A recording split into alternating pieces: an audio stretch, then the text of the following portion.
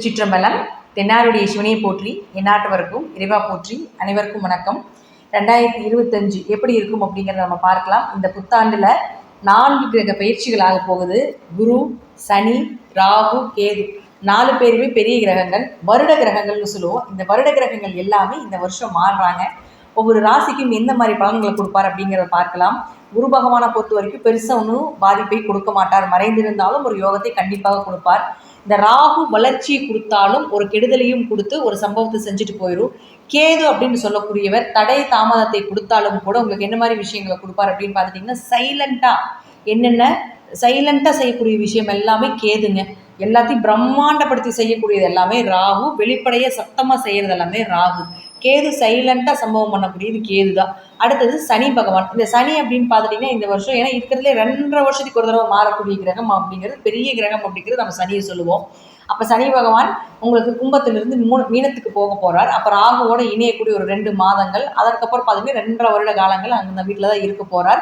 அப்போ சனி பகவான் என்னென்ன பண்ணுவார் அப்படிங்கிற அனுபவத்தையும் கொடுத்து பாடத்தையும் கற்றுக் கொடுத்து ஒரு ஆசானாக செயல்படக்கூடியவர் சனி பகவான். அப்போது இந்த சனி பகவான், ராகு பகவான், கேது பகவான், குரு பகவான் இவங்க எல்லாம் என்னென்ன செய்ய போகிறாங்க அப்படிங்கிறத நம்ம ஒவ்வொரு ராசிக்கும் எப்படி இருக்கும் அப்படிங்கிறத நம்ம முழுமையாக பார்க்கலாம்.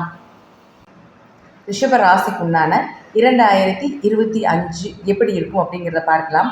இது உங்களுடைய ராசி. உங்கள் ராசியில் பாருங்கள், சந்திரன் அப்படின்னு நீங்கள் போட்டிருப்பார். உங்கள் ராசிக்கு மேலேயே குரு இருப்பார்.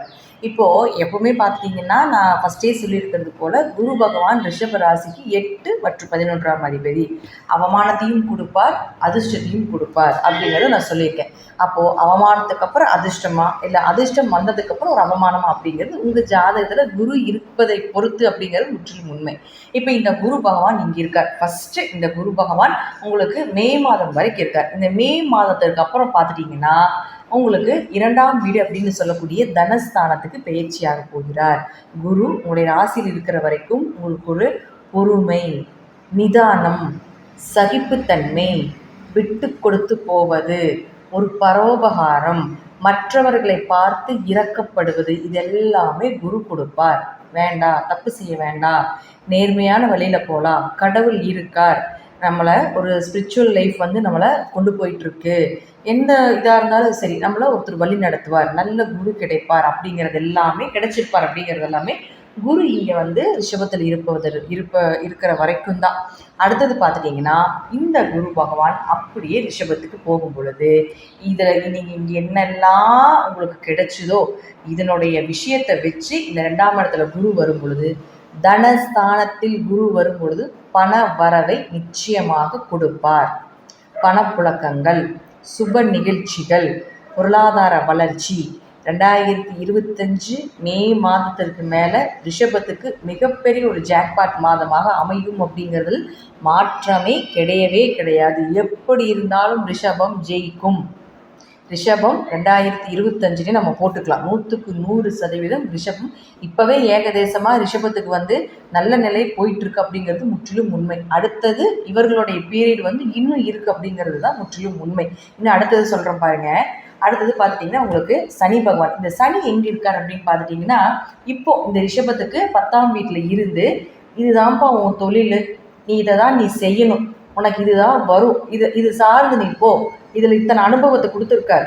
நல்ல ஒரு இந்த சனி 10ஆம் வீட்டில் இருந்த வரைக்கும் உங்களை ஒரு நல்ல ஒரு தொழில் எப்படி செய்யணும், எப்படி இருக்கணும் அப்படின்னு ஒரு மெச்சூரிட்டியான ஒரு பர்சனாக நிச்சயமாக இந்த சனி மாற்றி கொடுத்துருப்பார். அப்படிங்கிறதுல 100% உண்மை அப்படிங்கிறது தான் நம்ம எடுத்துக்கணும். அடுத்தது பார்த்திங்கன்னா இந்த சனி பகவான் தொழிலை கொடுத்துட்டாரு.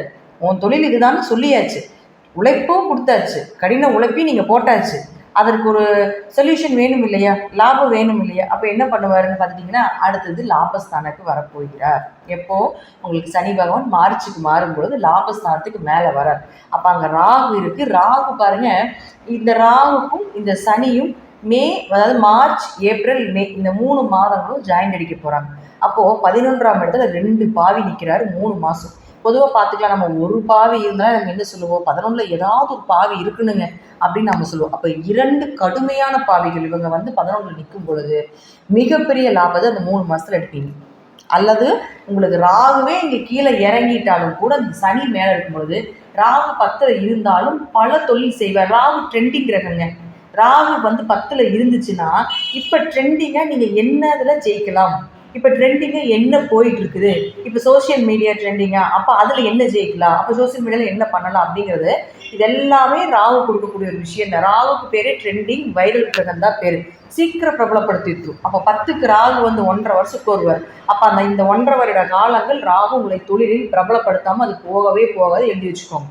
அதே போல் சனி பகவான் நீங்கள் 2.5 வருஷம் இருப்பாருங்க 11ஆம் வீட்டில். இந்த 2.5 வருடம் காலமும் உங்களுக்கு நீங்கள் டைரியில் எழுதி வச்சுக்கோங்க, உங்களுக்கு உண்டான பீரியட்.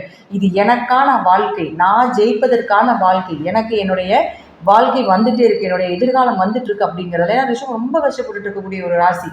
லாஸ்ட் ஒரு 2 வருஷத்துக்கு முன்னாடி இப்போ ஒவ்வொரு படியாக மேலே ஸ்டெப்பை ஏறியாச்சு. இந்த ஏறின ஸ்டெப்புக்கு கண்டிப்பாக ஒரு வளர்ச்சி இருக்கணுமா? அப்போ அந்த வளர்ச்சி யார் கொடுக்க போகிறாருன்னா இந்த ராகும் சனி, இவங்க 2 பேரும் மாறக்கூடிய நாட்கள் உங்களுக்கு பொற்காலம். குபேரன் உங்கள் வீட்டில் வாசல் செய்யக்கூடிய காலம் நீங்கள் எழுதி வச்சுக்கோங்க. இந்த சனி பகவான் இங்கே இருக்கிற வரைக்கும் உங்களுக்கு பண வளர்ச்சி அப்படிங்கிறது நிச்சயமாக உண்டு. அடுத்து கேது பகவான். கேது பாருங்க உங்களுடைய ராசிக்கு 4ஆம் வீட்டுக்கு வருவார். இப்போ கேது வந்து சைலண்ட்டாக சம்பவம் பண்ணிட்டு போகிறது கேது. வெளிப்படையாக கத்தி கூச்சல் போட்டு அவமானப்படுத்தி எல்லாத்துக்கும் தெரிகிற மாதிரி இருக்கக்கூடிய இது ராகு. அதனால தான் நம்ம என்ன சொல்லிட்டோம், ராகு ஒரு வைரல் கிரகம் அப்படிங்கிறத நம்ம வெளிப்படையாக சொல்லிட்டோம். கேது அப்படி கிடையாது, சைலண்ட்டாக இருந்து இந்த எப்படி சொல்கிறதுனா அமைதியாக இருந்து நம்ம சொல்லுவோம் இல்லைங்களா, மூஞ்சி உம்முன்னு வச்சுட்டு இருக்கிறாங்க, இப்படி இருக்கிறாங்க பார்த்தாலே நமக்கு தெரிஞ்சிருக்கணும் அப்படின்லாம் நம்ம சொல்லுவோம் இல்லைங்களா. இதெல்லாமே இந்த கேது பண்ணக்கூடிய வேலை தான். இப்போது இந்த கேது 4ஆம் இடம்னு சொல்லக்கூடிய தாய் ஸ்தானம், ஆரோக்கிய ஸ்தானம், வண்டி வாகன ஸ்தானத்துக்கு வரும்பொழுது இந்த விஷயத்தில் கொஞ்சம் கவனமாக இருந்துக்கணும். என்னதான் ராகு உங்களுக்கு யோகத்தை கொடுத்தாலும், என்னதான் சனி வந்து உங்களுக்கு பெரிய அளவுக்கு வளர்ச்சியை கொடுத்தாலும் கூட ஆரோக்கியத்தில் கவனமாக இருந்துக்கணும். வண்டி வாகனங்கள் வாங்குறதுல கவனமாக இருந்தது, வீடு மனை சொத்துக்கள் வாங்குறதுல கொஞ்சம் கவனமாக இருந்துக்கணும். 4ஆம் இடம் அப்படிங்கிறது பார்த்துட்டிங்கன்னா உங்களுடைய மனம்னு சொல்கிறோம், உங்களுடைய மனசாட்சின்னு சொல்கிறோம். அப்போ கேது என்னதான் ஒரு மனசாட்சி கிரகம் தான், அது இல்லைன்னு நம்ம சொல்ல மாட்டோம். ரொம்ப அதிகமாக மனசாட்சிக்காக நீங்கள் இது பண்ணி நிறைய பொருளை இழந்துடாதீங்க அப்படிங்கிறது தான் இந்த கேது அந்த 4ஆம் இடத்துக்கு வரும்போது நமக்கு சொல்லிக் கொடுப்பார். ஸோ இதில் எல்லாமே கொஞ்சம் கவனமாக இருந்து செயல்படுத்திக்கோங்க. கேது மட்டும்தான் லைட்டாக மைனஸாக இருக்குதே தவிர மற்றபடி அதற்குண்டான விஷயத்தையும் நான் உங்களுக்கு சொல்லிட்டேன். மற்றபடி குரு, சனி, ராகு மே மாதத்திற்கு மேலே மிகப்பெரிய ஒரு ஜாக்பாட் அடிக்கக்கூடிய ராசி ரிஷப ராசி. அதே போல் மிகப்பெரிய கோடீஸ்வர யோகமும் இந்த ரிஷபராசிக்கு உண்டு. ரிஷபராசிக்காரர்களே, நிச்சயமாக இந்த வருடம் உங்களுக்கு உண்டான வருடம். இது மட்டும் இல்லை, அடுத்த வருடமும் உங்களுக்கு உண்டான வருடம் அப்படிங்கிறத மறந்துடாதீங்க. சனி பகவான் 2.5 வருட காலங்கள் இங்கே இருக்கிற வரைக்கும், ராகு 1.5 வருட காலங்கள் இங்கே இருக்கிற வரைக்கும் நீங்கள் எதிர்பார்த்ததெல்லாம் நிச்சயமாக நடக்கும். அதே போல் உங்களுக்கு உங்களுடைய அம்மாவுடைய ஆரோக்கியத்தில் கொஞ்சம் கவனமாக இருந்துக்கோங்க. நாளில் கேது வரும்பொழுது தாய்க்கு ஏதாவது கண்டங்களாகவோ தாய்க்கு மருத்துவ செலவுகளோ ஏதோ ஒன்று வரும் அப்படிங்கிறதும் நம்ம எடுத்துக்கலாம். நன்றி. மீண்டும் ஒரு நல்ல பதிவில் சந்திக்கலாம். திருச்சிற்றம்பலம், தில்லையம்பலம், ஸ்ரீ நரசிம்ம திருவடிகளே சரணம். கடவுள் அருள் டிவியை பார்த்தமைக்க நன்றிகள். மேலும் இது போன்ற தகவல்களை தெரிந்து கொள்ள கடவுள் அருள் டிவியை சப்ஸ்கிரைப் செய்யுங்கள். மறக்காமல் பெல் ஐக்கானை கிளிக் செய்யுங்கள்.